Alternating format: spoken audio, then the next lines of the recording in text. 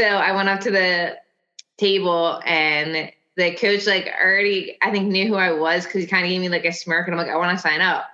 And he was like, you can't. And I was like, why? And he said, because you're a girl. We don't want what Julie did to turn this into a freak show. Some people, I'm sure, had funny feelings about it. I know the men did. I didn't really care. It's not, about skin color and, all these other socioeconomic differences. You want your team to win. I'm Selene Yeager. I'm Sarah Gross. This is Nine, Voices for Title IX, powered by Inside Tracker. A podcast that tells the stories behind the law that changed everything. This is Nine. Nine. Hey, Selene. Hey, Sarah. Oh, this might be one of my favorite. It's hard to choose a favorite with this series because there's been some real gems, but this one definitely affected me. And you did the interview. So for anyone who's just coming into this episode, the first time you're listening, Selene is has been a health and fitness writer for 30 years. She's my co-host right now on this podcast. She's a former pro cyclist and is the host of Hit Play Not Pause, our feisty menopause community. And she did an amazing interview that we are going to hear today. I am so stoked I found her. I know I said this before, but I was, when we were putting this together, I really wanted to find a non-traditional sport person. I really wanted, because I remembered when I was in high school, there were girls who wanted to wrestle. I come from Pennsylvania, which is a big wrestling state. It's one of those religions in Western PA. And, I remember it being really controversial and causing stirs and teams saying, no, we're not going to wrestle against somebody who has a girl. It was a big thing. And it made an impression on me. So when we were putting this together, I'm like, there has to be somebody I can find. And I did a little digging and I found Amanda Leve. And then the more I dug, the more I was like, she's perfect for this. She's perfect for this story, because as people will learn, Title IX did not benefit her and in fact would have worked against her. So Amanda Leve is now, despite all odds, a pro MMA fighter. She's out of Philly. She's got that great Philly accent I love. She's a jiu-jitsu black belt, and she's considered one of the top grapplers of her generation. She is 25. Most recently, and I watched the match, and I don't sit down and watch MMA often, ever, but I was like, I have to see this. So I watched the match this past September. She totally shocked the world by upsetting 9-time Brazilian Jiu-Jitsu world champion Gabi Garcia. And if you looked at them from the start, toe to toe, stat to stat, you'd be like, no way. Amanda was seated last, Gabi was seated first. And the fight was so amazing. Amanda just put on a full-on clinic on how you beat a larger opponent, which is the goal of jiu-jitsu, which I actually didn't know, because I don't know that much about the origins of these martial arts. I learned that too. And now she's ranked number 6 in the world in her weight class for jiu-jitsu. So I fell in love with this chick. I hope she just goes really far. I did too. When she was so kind of humble throughout the whole interview. I listened to it last night. And then at the end, when she started talking about that fight in particular against Gabi Garcia, and she was like, I put a clinic on her. Yep. She's like, not trying to blow my own horn, but I put a clinic on her. I was like, first of all, I need to start using that phrase. That's amazing. And then I went, I paused the interview and I went and watched the fight. So we should probably put that in our show notes, just a link to the YouTube. And I also watched the press conference as well, which was totally worth watching, because then it set up the dynamic between the two of them when she looks so tiny compared to Gabi, she looks like David. The size and Goliath. difference is, yes, yeah. It's I just looked at it and I'm like, how is this fair? How is this okay? Yeah. And I could go on and on about this, but I feel like folks should listen to the interview, but I was really taken by Amanda. And, she was 16. So she was, the reason that I thought that she would be so perfect for this was not because she just did this great feat, in MMA, but that she had this vision when she was 16, like that, like before that she started, I can't remember, like her dad got her in there really young. And she always wanted to be a professional MMA fighter. And she knew that wrestling was really, really important, which you see in that fight. Like the commentators even say, like, her wrestling skills are what really put her over the top in many ways, pun intended, for that sport. And like, so she wanted to be a wrestler in high school. She was a Catholic schoolgirl in Philly. And no. They started this, she went to Archbishop Bryan High and they started the wrestling team. And she's like, cool. And like out of the gate, they're like, no, you're a girl. Like, you're not wrestling. We're not letting girls. And the archdiocese would even like make some teams not like forfeit championship matches if there was a girl on the other team. Like, it was that unreal. Yeah. Just that I really like that clause about contact and intimacy, there was one, and she didn't even know it existed, right? Like, right. I found that in there were people. So she started the change.org petition, which change.org actually got super behind, because they liked her cause. But then I saw like this lawyer writing about it, and there was a clause I did not know existed, 415B, that says separation by sex. Like, you can in any sport with close contact, or like punching, like boxing, wrestling, rugby, ice hockey, football, basketball, and other sports that involve bodily contact. Right. And I have, it's funny, just by complete coincidence, I was talking to a good friend of mine maybe 3 days ago who's very serious about jujitsu.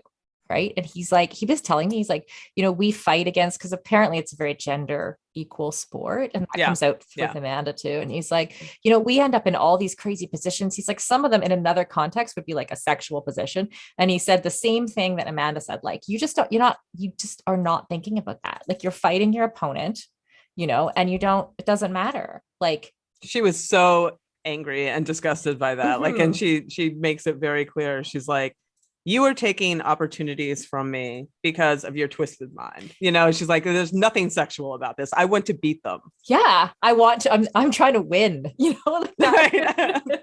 Right. So hearing her say that also in plain language was incredible. And for people who are outside the sport, who don't understand it, who are looking in and judging it based on the fact that it's a contact sport and it denying her access as a result of that, just feels, I don't know. It's pretty bad. Yeah. Yeah. No, I was heartened, to leave that on a positive note, that, she talks about how bright the future is for women wrestlers, that it's having some sort of renaissance. So hopefully the Catholic schools catch up in Philly, but I'm not holding my breath on that. Yeah. Fair enough. Well, let's, afterward from our sponsors, let's hear from Amanda. Feisty Media's Title IX series is proudly partnered with Vela Rosa. Vela Rosa is a women-owned and operated cycling apparel company that creates mix and match cycling wear to make women feel comfortable, confident, and beautiful. Created by two avid women cyclists, they know the importance of high-performance biking shorts and jerseys that fit a woman's body. It doesn't work to shrink and pink men's gear and expect it to work for women. Vela Rosa believes cycling wear should be fun, comfortable, and visible. You want to be bright and to be bold and be seen. Vela Rosa's collections are designed to mix and match with coordinating kit pieces that allow women to get more mileage out of their cycling wardrobes. New for 2022, a completely redesigned cycling tank, reflective safety tabs on all of their tops, and more long sleeve options for those chilly morning rides. You'll find tons of great reviews on their site from women who love Vela Rosa gear. Their 5-star rated shorts prove that when women try them, they love the fit. Particularly the yoga waistband, power leg bands, and the super soft, all black, what stains, chamois. Whether you like to ride pavement, gravel, dirt, or your local trail system, cycling is about the community. Join the sisterhood of cyclists that is Vela Rosa today. Enter Feisty15, that's all caps, FEISTY, number 15, at checkout, and receive 15% off of order of full-priced cycling wear at velarosacycling.com today.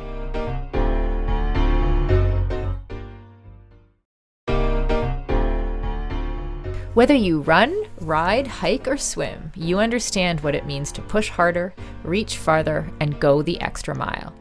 This relentless drive runs in your blood. That's why Inside Tracker provides you with a personalized plan to build endurance, boost energy, and optimize your health for the long haul. Created by leading scientists in aging, genetics, and biometrics, Inside Tracker analyzes your blood, DNA, and fitness tracking data to identify where you're optimized and where you're not. You'll get a daily action plan with personalized guidance on the right exercise, nutrition, and supplementation for your body. And when you connect Inside Tracker to your Fitbit or Garmin, you'll also unlock real-time recovery pro tips after you complete your workout. It's like having your own personal trainer and nutritionist in your pocket.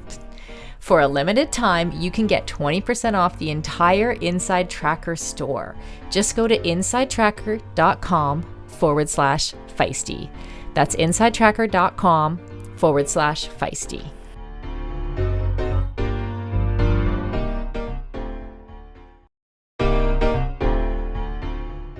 I have an awesome opportunity for all you badass female runners out there. This winter, check an item off your bucket list and race the Miami Marathon produced by Lifetime. On January 29th, 2023, enjoy spectacular sights and sounds on a flat, Boston qualifying course through some of the most famous spots in Miami. Choose between the marathon or half marathon distance. And for all the active mums out there, your little ones can enjoy a race of their own in the Lifetime Miami Kids Mile. Registration is now open and will be capped at 18,000 participants, so don't wait. Head over to themiamimarathon.com today to register.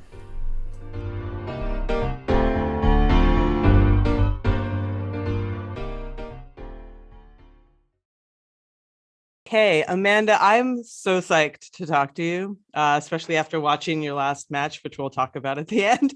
But, as a woman in a super male dominated sport, I just felt like you were really important to include as part of this series. So I would love if you would just tell our audience a bit about how you found your way into martial arts to begin with. Okay, so right now I'm 25. I started Brazilian Jiu-Jitsu when I was 11.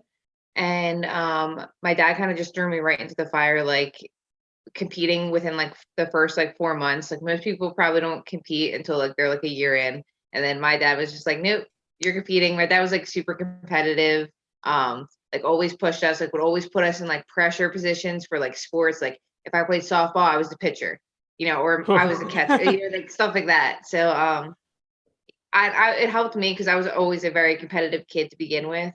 So like having a sport like jiu-jitsu, which is like a single person sport, like yeah, you have your team where you train with, and but when it comes down to it, you're the only one going out there. You can only rely on yourself. You're not relying on anyone else besides you. So yeah, so I've just been competing ever since. So your dad felt you needed that at a young age? Is that what I'm hearing? So he always would watch the UFC. If people know what that is, like MMA, mixed martial arts, cage fighting. And him and my uncle, he has a twin brother who's like my second dad growing up.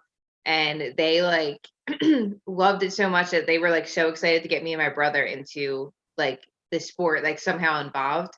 And my brother ended up quitting for like a little bit and then signing back up when he was a teenager. But like I just stayed with it since I was a kid.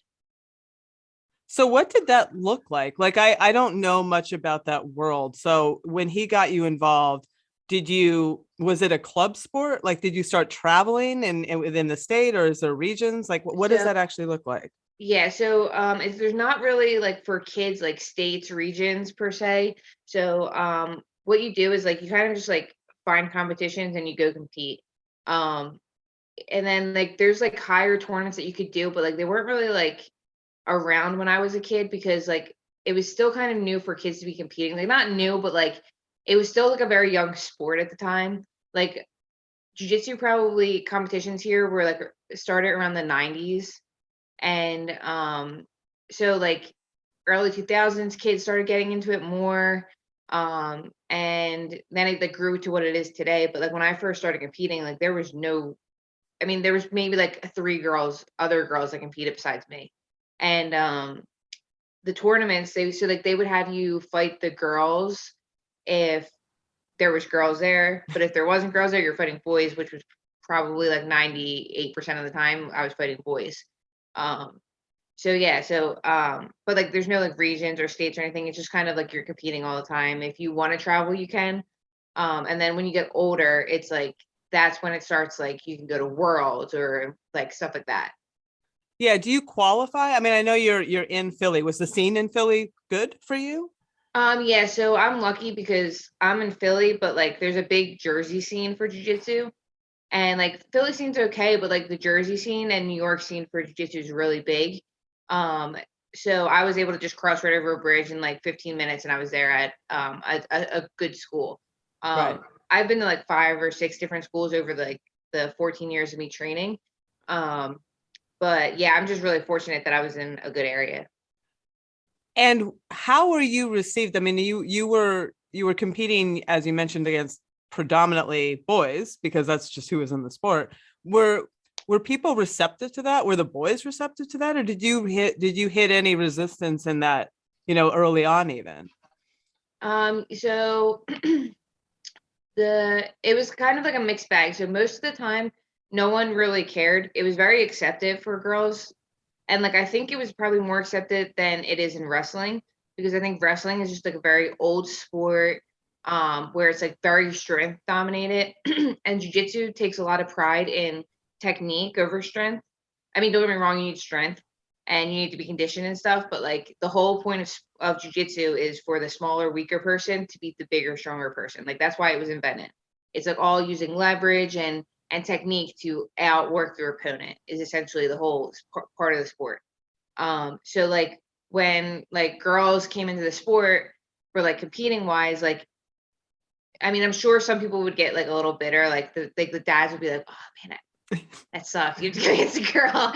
But and like the boys, I never had anyone actually like give me a hard time. One time I had like a boy like get like a little too aggressive. He was like dropping like his like forearm on my head. Like I had like bruises on my head and stuff like that. Like they would definitely be a little bit more rough sometimes, I think. To make a point. But like yeah, but like overall, I was like I never faced someone that was like, I'm not fighting her. I'm not going against her. Everyone usually competed. Like everyone shook my hand after. I never had any issues of being like accepted. Even when I was at my jiu-jitsu gyms, I was like the only girl and the only kid in like the male adult class. So like I just grew up constantly around like all guys all the time. Like every gym I went to, I was the only kid, only girl, only teen, only girl, only woman. And like sometimes we would get like a woman come in for like a couple months and then she'd be out. But I was just very lucky that even like those guys were very accepting of me. Like they treated me like their little sister, helped me, were willing to like train with me at any time I wanted. So I was just very fortunate that I was put into this situation and had very supportive people around me. I know that's not the same for everyone, and I'm just super grateful that for all those guys that were willing to train with me. Yeah, that's awesome. And for people who are not familiar with jiu-jitsu, can you just you gave a really great explanation about like the origins of it, which I didn't actually know. I mean, I kind of knew it was about leverage and what does it look like? Is it, when people think of cage fights and when people think of MMA, they kind of think everything is fair game and people are like wailing on each other and, all these things. But Brazilian jiu-jitsu is not quite like that, right? Like, yeah. So jiu-jitsu, there's no punching or kicking or any kind of like striking at all. It's all like takedowns, positioning, and then there's submissions. So submissions are like what you use to try to get your opponent to quit. So when your opponent taps out, that means like I give up, I quit, you win.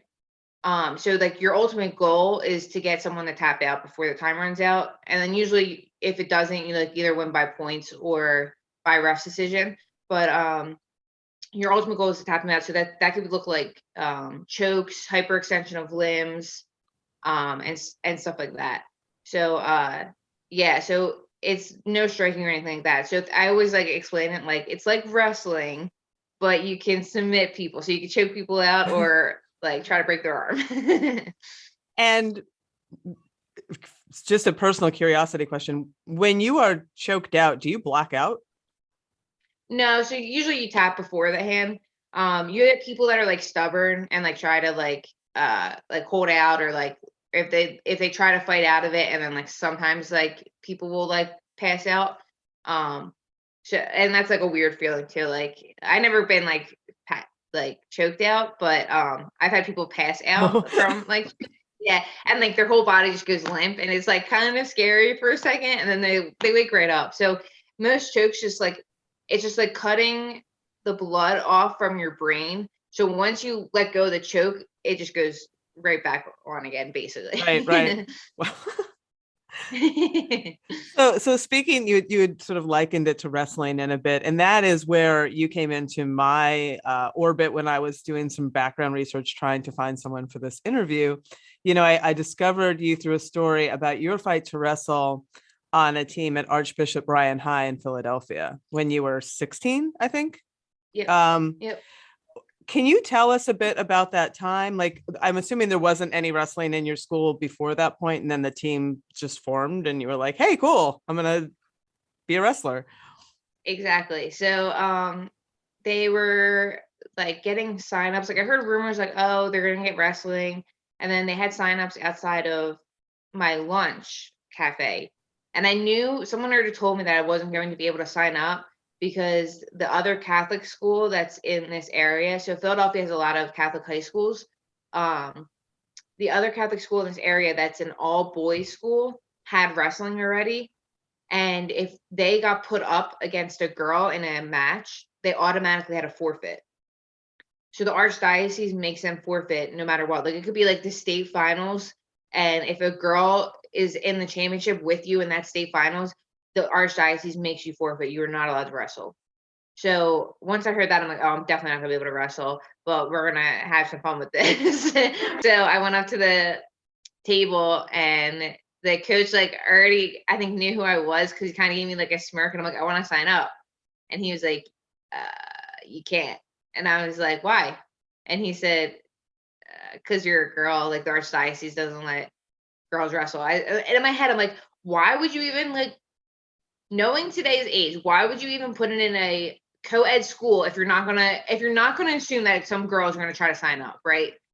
So I'm like, okay. So I like went down to like the athletic director's office, and he wasn't in that day. So I texted my dad, and I was like, they're not letting me wrestle. And my dad is like, are you kidding me? Why? So I'm like explaining it to him. And then I don't know how the news got a hold of it, but they got a hold of this story.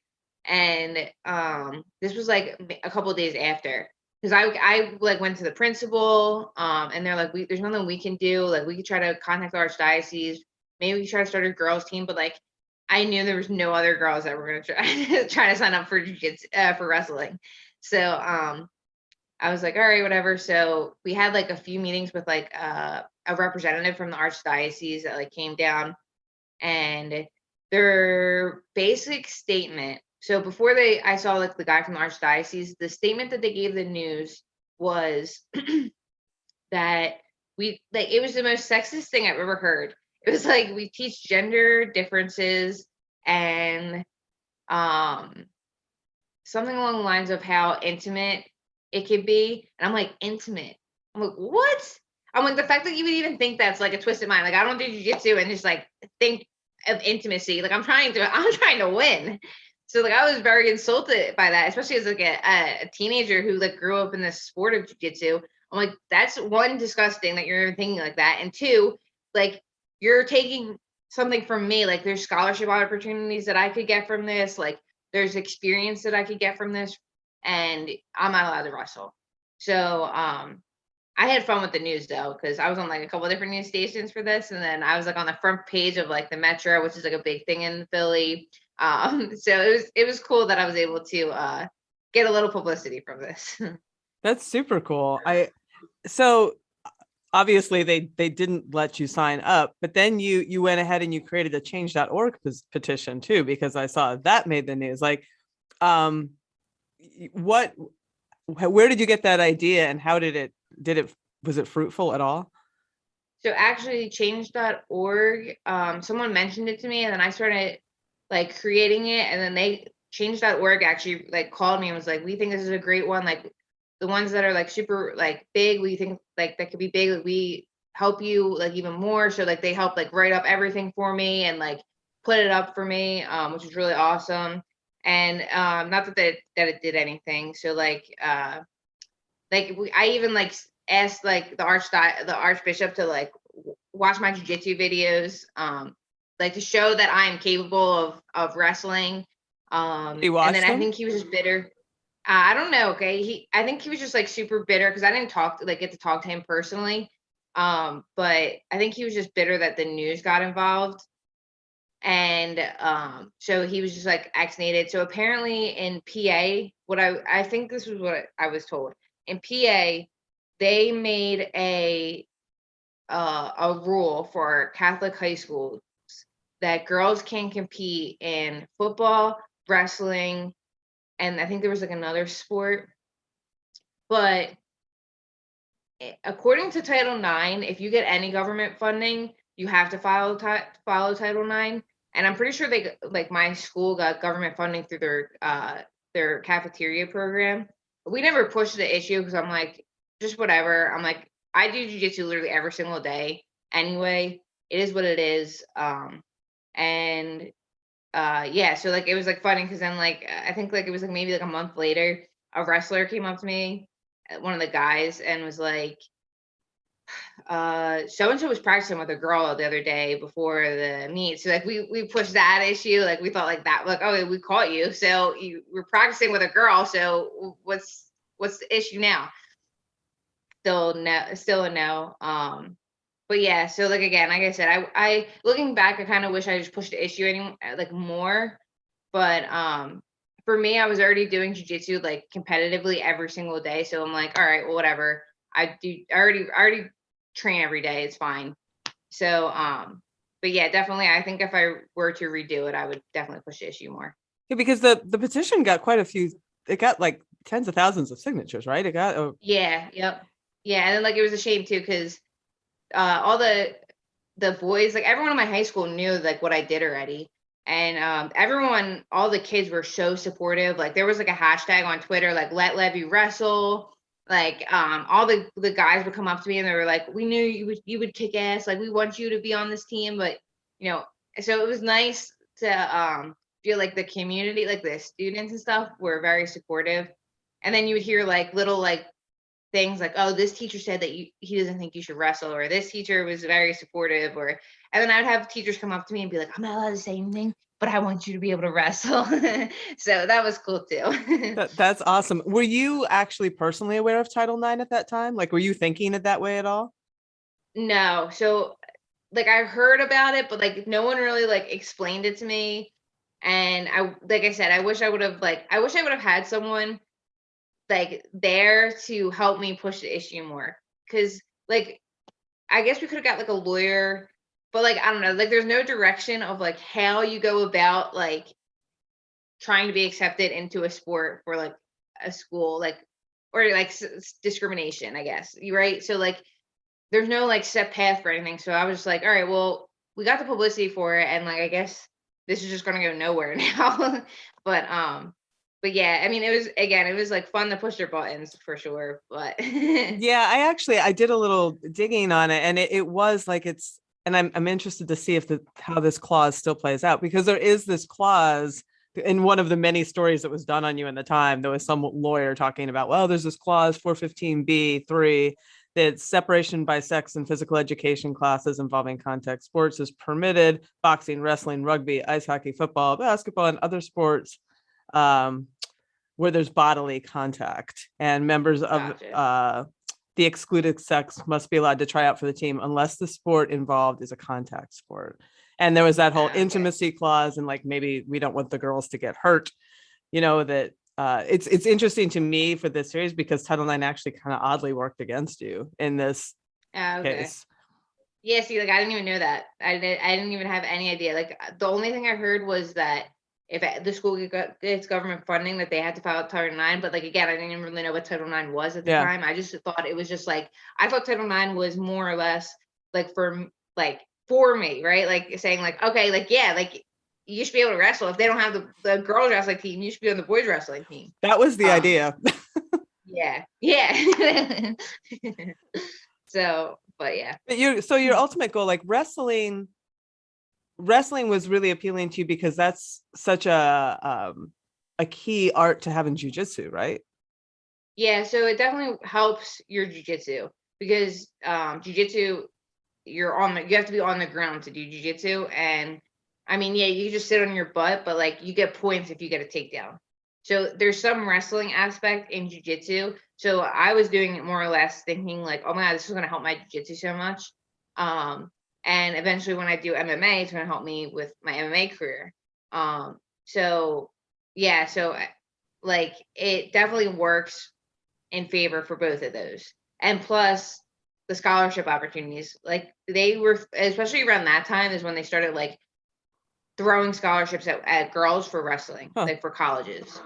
So like right now, like there's like a huge like explosion of girls wrestling right now.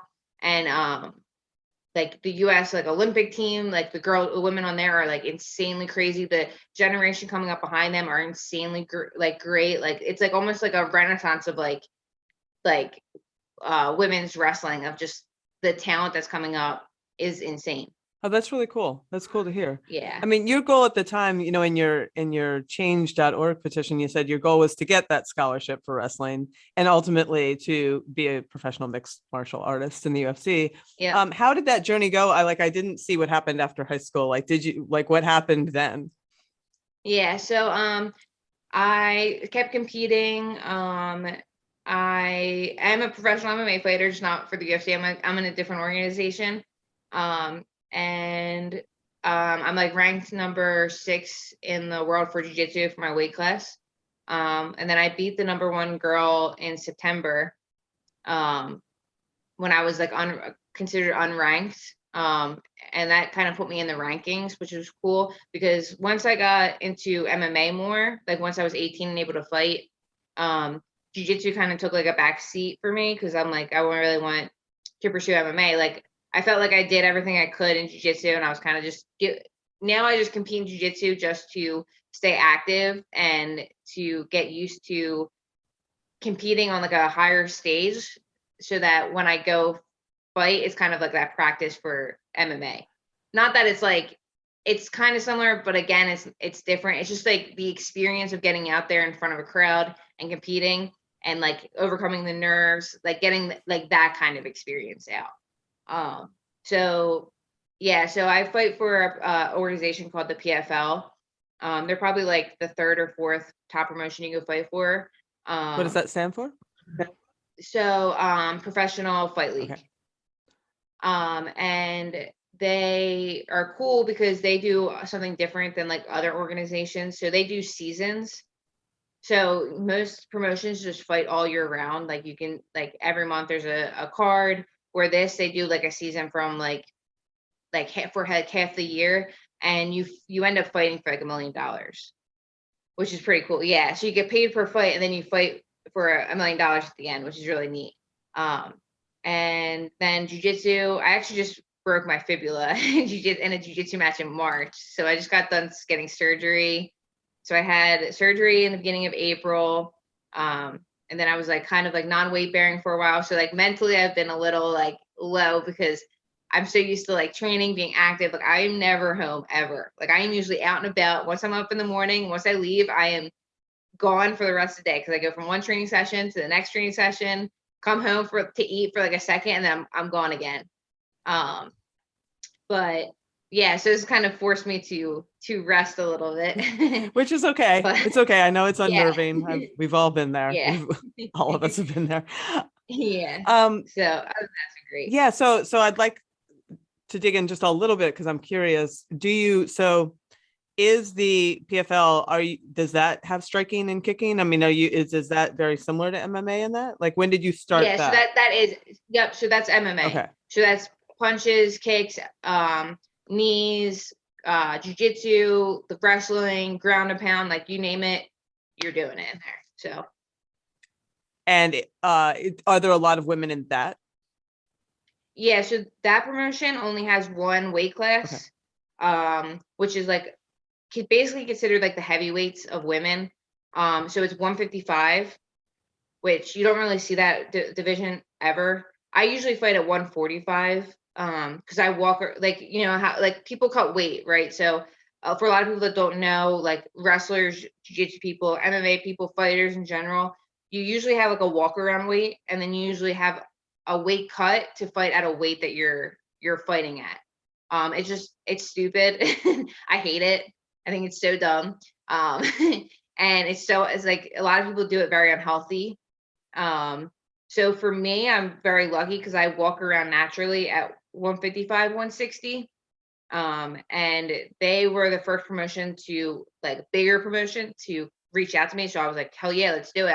That's my walk around weight. That's nice. Like, I could just do whatever I want, eat how I'm eating, train how I'm training, and not have to worry about a weight cut. But before, I used to cut down to 145, which was like 10 pounds, which would be like me. I'm lucky because it would fall off very easily. I would just have to clean up my diet. Like, I just have to be very strict with what I'm eating. I don't have to like kill myself running, or I don't have to like put on a sauna suit and cut 10 pounds of water weight, which is what a lot of people do. So yeah, so like what people do, they'll usually cut like 10. Some people cut like more than that, but like it's usually 10 pounds of water weight, and then they fight like the next day after they weigh in, which doesn't feel good. And I'm just very lucky that I get to fight her at my natural weight now, and I'm like, all right, this is awesome, because I love food, so it's so terrible to like have to cut weight to begin with. But I'm just lucky that I could do it correctly and get it down to 145 when I do fight at 145. But right now I'm just good, and I can eat whatever I want. That's so great to hear. I come from a long family of state champion wrestlers, and the shit I've seen that they do to make weight is, I know, it's not good. Insane. Yep. Yeah, it's so unhealthy. So yeah, Yeah. I'm super glad to hear that. And then you kind of glazed over this beat this world champion, like this big fight that you had last September. But I mean, the headlines that I saw, like Amanda Leve shocks the world, like upset of what, you know, whatever, like it was a big deal. And I watched it, and it was really exciting to watch. And to your point, like she is a bigger competitor, right? I mean, like watching that fight, and she was like a 9-time Brazilian Jiu-Jitsu world champion, I think. Yeah, she has like so many crazy so many accomplishments in jiu-jitsu. So she's probably been beat only like I think 3 times in like her like 20-year jiu-jitsu career. And I actually got in a fight with her before we fought, because so the problem with this with jiu-jitsu is that they only have like 2 weight classes for women for like so jiu-jitsu is broken down into 2 things. It's gi and no gi. Okay. So no gi is like your basically spandex. Like you're competing in like leggings, shorts, a t-shirt, a rash guard, like whatever you want. Street clothes, more what you could say. And then gi is like where you wear that like karate uniform per se. So it's basically just like this like heavier coat and these pants that you can grab and you can use to like choke your opponent out, to control your opponent. So no gi, you can't grab their clothes. In gi, you can grab the clothes. So what I was competing in was no gi. And in no gi, they only have 2 weight classes for women. It's like 132 and below and 132 and up. Yeah, it's insane. It's so, again, stupid. And like most of us walk around at like 150s. I think the second heaviest girl was 180. And I'm like, I don't know why they don't have like a middleweight division, but whatever. And so we're all around like 155, 160. Then she is walking around at like probably 270, and she's 6'2". So we had like weigh-ins like the day before, and not that we had to weigh in because we are in like an unlimited weight class, but like they asked us to be there for weigh-ins, and she never comes to any weigh-ins because she doesn't want anyone to know her weight, because she doesn't want people to know the weight advantage that she has on us. Like jiu-jitsu, like don't get me wrong, right? Like jiu-jitsu's for the smaller, weaker person to beat the bigger, stronger person. But when the stronger, bigger person also knows jiu-jitsu, then it becomes very even ground, and the bigger person's most likely going to win. So, so she didn't weigh in and didn't come to like came in like super arrogant, super late. And then there was like a press conference, and I knew I was getting her first round. They didn't announce it like right away. So like what they did, they put us all at a table and they like announced it in front of us. And I already knew I was getting her because I was seeded last to win and she was seeded first. So I'm like, oh, I'm getting her first. And which was cool because I wanted to go against her. I've seen many girls I've competed against go against her and they did okay. And I was like, okay, well, if they can do okay, then I could do okay. So I would love to see how I could do against her. And we ended up, sorry, it's my dog. He sees something outside. But anyway, so they announced it and I like grabbed the microphone and they're like, okay, what do you think about your first matchup? And I'm like, I just don't understand why we all had to weigh in and she didn't have to weigh in. Like, why are we all weighing in and she didn't have to weigh in? And she like grabbed the microphone and was like, when you win as much as I do, then you can talk. It's not in my contract. I'm like, bull crap is not in your contract. We all have the same contract. Like, it's not like a special contract for you. And she was like, don't be, and then she called me the P word. And yeah, and I'm like, well, what does that have to do with anything? I'm like, you won't weigh in. You're the one that said the P word. And so it was like a little bit back and forth. And then, you know, they interviewed me after, and they interviewed her after, and like her interview, she made herself look even more dumb. Like she's like, oh, she has me first round tomorrow. She's gonna be in for a rude awakening, saying all this like stuff, like playing the bad guy role, I guess. And then like the next day, like I put a clinic on her. Like I didn't even think I was gonna win that. You didn't. I was wondering if you went into it thinking that because yeah, so like I didn't like tell myself I was gonna lose, but like I didn't tell myself I was gonna win either. And then like but 5 minutes before I went out, my dad texted me and was like, "You're gonna shock the world." Ooh, I just got goosebumps. And yeah, and because like it was down in Texas, so he wasn't there for it. It was just me and my boyfriend. And so like I went out there and right away, like once I like was like 5 minutes in, I was like already like breathing heavy because like trying to move her around because she's so much bigger. You like I'm thinking I'm gonna be way better conditioned than she was, which I was, but like 5 minutes in, I'm like, my coach was like, Amanda, you're 5 minutes in. I'm like, I'm only 5 minutes in. Like, oh my God. How long is the match? 15 minutes. So it went the whole 15 minutes. But like I really like it's not like I just won. Like I'm not to toot my own horn or anything, but like I like really won. Like no questions asked. Like I put a clinic on her. Like if you want to see a beautiful display of jujitsu, that is like the perfect match to show someone. And again, I'm not trying to be like arrogant by any means, but like that it was like textbook jujitsu, like a smaller person beating the bigger person. And I like was kind of in shock that I did it. And like my whole like social media blew up after, and then I became a little bit more known in the jiu-jitsu community. So that was really cool. And they made like a little 10-minute documentary about it, which was very cool.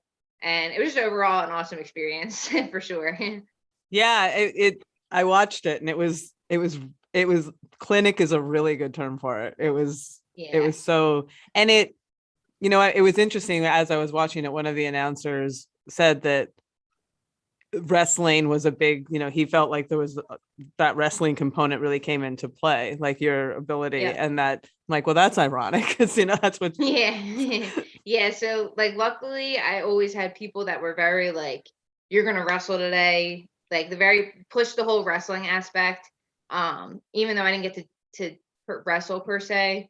And now I'm actually training in a place in North Jersey that's actually just like strict wrestling, which is really cool because I'm training with like one of the girls. Her name's Skylar Grote, and she just won like the U.S. Open, and she just won Pan Ams for the United States. So like I'm training with like one of the top girls for wrestling. So it's cool that I'm able to actually train wrestling now. But going back, I wish I was able to wrestle for my high school, but I'll take this now. That's so cool. Do you ever talk to any of those people that didn't let you wrestle at the high school? I mean, have you ever had the chance to be like, hey? No. I would send them. I would send them a video of the fight. I'm like, hey. Yeah, because it wasn't even like, I remember because I used to work in during my free period, I used to work in like the president's office, like doing like stuff, delivering notes with like a couple other kids. And I remember like one of the first days I went there, the girl was like, we're getting so many phone calls from people about how we should be letting you wrestle when it's not, because it wasn't my high school that wasn't letting me wrestle. Like my principal, like he was like, he has 4 girls. He was like, listen, I want you to wrestle. Don't like, it's not me. It's the archdiocese. And I'm like, I know, like, so that's why they had like the archdiocese come down and talk to us. But like, again, that was just like useless because he wasn't budging on his point. And my dad was like giving him all these different things, like saying all these things. And he'd just be like, she can't do it. He's like, why'd you even come if you're not here to negotiate with us? Like, I don't want any part of this then. And then like I got out of classes for that, like to like talk to the representative or whatever. And then I would go back to my class and my teacher would be like, what'd they say? I would like tell them what happened. But yeah, it sucks. I mean, I don't even know if girls are wrestling now for Catholic school or not. I never even like followed up with it. I remember hearing this one story that a Catholic school girl wrestled, and then actually one of my friends, but this is in Jersey, one of my friends' kid, she's in high school, and she wrestled for a Catholic high school. And I don't know if it was just because she's on a girls' team, or I think that's kind of like the gist of it. Like I think there's like a girls' team for them. And I don't think she wrestles boys, but I'll have to double check that. Yeah. So it sounds like the future is pretty bright though, for yourself and for the women and girls coming up behind you, right? Like what's next for you, and what do you see as the scene, going forward for women in this sport? So hopefully this heals up pretty quickly so that I can fight in September. So unfortunately I'm missing the season that's going on right now because of this. But September, I'm hoping to be back, and hopefully I'll be able to get a fight on like one of their cards. So like I won't be in this season per se, but like they have like fights before like their main fights, which is their main fights are like the people that are in the tournament for the $1 million. So they'll let people come in and just fight just to, make money, get themselves like out there with the experience and everything. So hopefully I'll be fighting in September. And then hopefully I'll be able to do some more jiu-jitsu matches, like high-level jiu-jitsu matches. And then the sport's looking super bright for women. Like when you go to tournaments now for jiu-jitsu, there are so many little girls like running around, so many girls, it's insane. And they're also like talented. It's crazy, the talent pool right now for jiu-jitsu and for wrestling. I got to like watch like friends, the people that I used to train with, like their girls, like the one girl that I train with, or the one guy that I trained with, he was a black belt. His daughter won like New Jersey states for wrestling. But like when I first started jiu-jitsu, when I came to their school, so I was already a couple years in, but she came up to me, she was like 7 years old, and she was like, I watch all your YouTube videos and stuff like that. So like it's very like endearing to like have that experience and then see her like win states for Jersey. And yeah, it's good. Definitely gonna be a great future. And it's we're very lucky for jiu-jitsu to be like jiu-jitsu women, because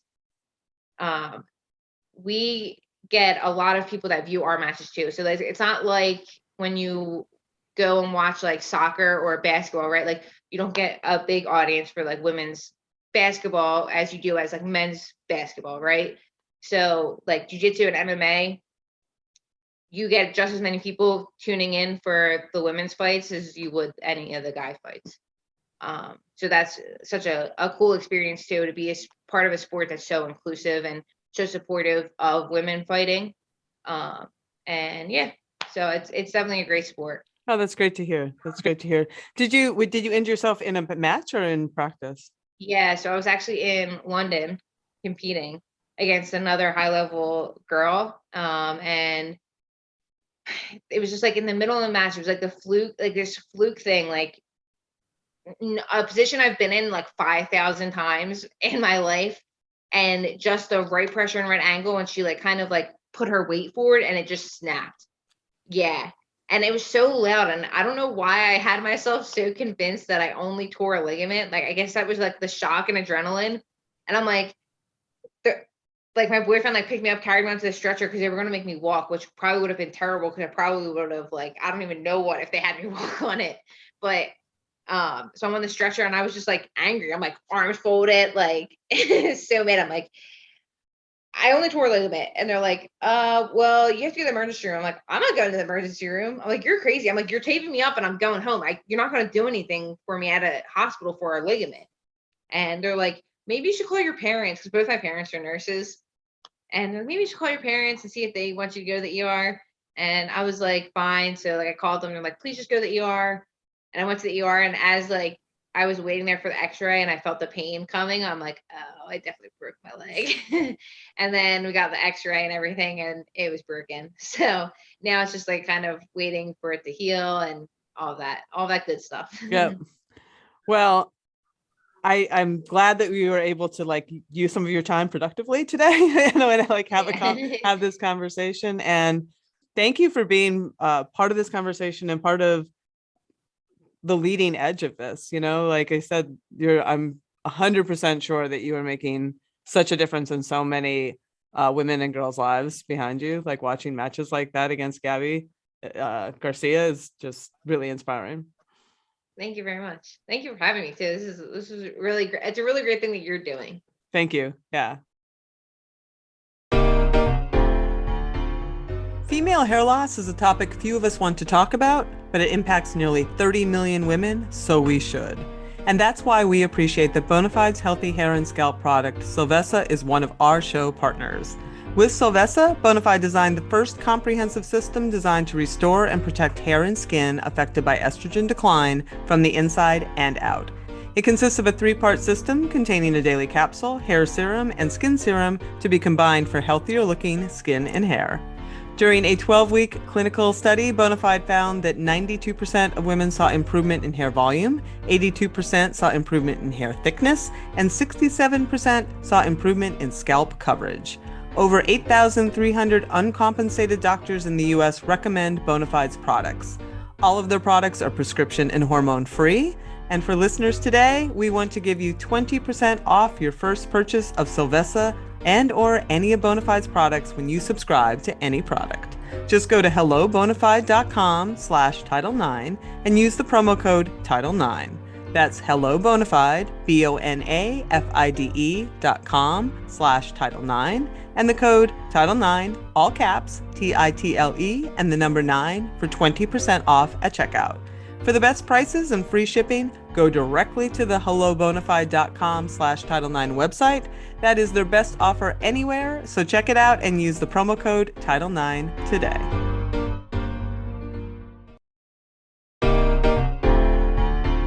Active women need more protein. And if you're training hard, you need a lot more, like upwards of 100 grams a day or even more. That can be a challenge to get through meals alone some days, so a good protein powder like Neurify Plus from Previnex can help.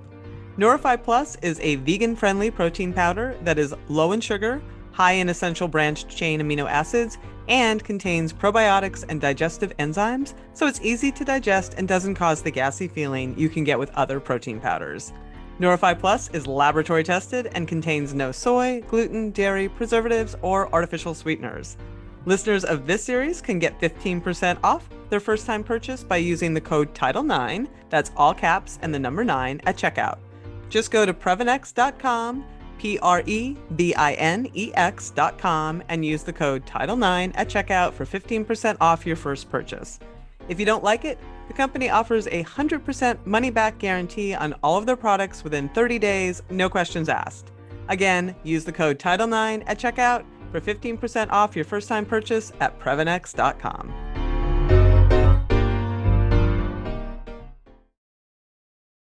Well, Selene, I don't know if it's okay to congratulate someone on an awesome interview, but that was amazing. Thank you for finding Amanda and for bringing her into this series, because it was very refreshing to hear her voice. Yeah, I was very, very happy. And I have to say, like, it's a little inside baseball, but boy, I really stalked her every which way I could. I sent her because we're not like she's kind of blown up since she did that fight, right? So like she's got like Joe Rogan following her. Like she's got a lot of people in her Instagrams now. And I'm like, I'm just going to slide into those DMs and she's never going to notice me. But like I slid in a couple times. I hit her up on like, I don't even know YouTube. I just hit her up every way I could. And I kept sort of like, hey, just, and finally she's like, yo, I really like this opportunity. She just doesn't look at her computer much. Right. So once I got her, she was totally into it. And she was so great. So yeah, it was totally worth it. Yeah, I texted that same friend who's into jujitsu. I was like, I think I'm a super fan of MMA now. I literally, like, you might find me watching. And I was watching, which we will put in the show notes. Everyone who hasn't seen it should go and watch that fight. But I think I might now be like in front of my computer watching MMA fights. I totally. I have just such a new appreciation for it. So absolutely. Yeah. So coming up next week, we have my co-host from the If We Were Riding podcast, Sarah True, who is also an Olympian. She came fourth in the Olympic Games, fourth in Kona, who actually knows our guest personally too for next week. So it's kind of fun. It is kind of fun. She talks to Joan Benoit, and Joan was the first, women, what stuck out to me, women were not allowed to run events longer than 1,500 meters until 1984 in the Olympic Games. And then Joan came, won the thing in like 2 hours, 24 minutes and 52 seconds, like the first Olympic running of the marathon. And she closed the door on any discussion on whether women could. that is so fast. Like that time would stand now to win a marathon, It's insane. Yeah, it's insane. So yeah, looking forward to hearing from Joan next week. 9 Voices for Title IX, powered by Inside Tracker, is a Feisty Media production. This episode was produced and edited by the amazing Amelia Perry.